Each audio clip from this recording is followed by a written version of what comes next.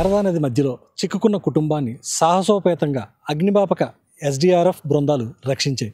ఈ ఘటన అనకాపల్లి జిల్లాలో జరిగింది.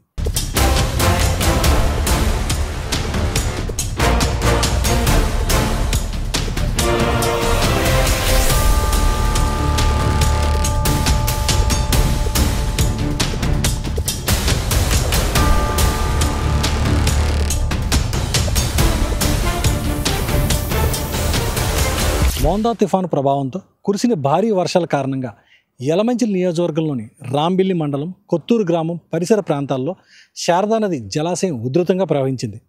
ఈ క్రమంలో జలాశయం మధ్యలోని పామాయిల్ తోటల వద్ద ఉన్న ఒకే కుటుంబానికి చెందిన 3 వ్యక్తులు నీటిలో చిక్కుకోవడం జరిగింది. వెంటనే అనకాపల్లి జిల్లా కలెక్టర్ విజయకృష్ణన్ ఆదేశాల మేరకు అగ్నిమాపక శాఖ మరియు రాష్ట్ర విపత్తుల స్పందన దళం ఇంకా ఎస్డీఆర్ఎఫ్ అలాగే సంయుక్తంగా రక్షణ చర్యలు చేపట్టారు.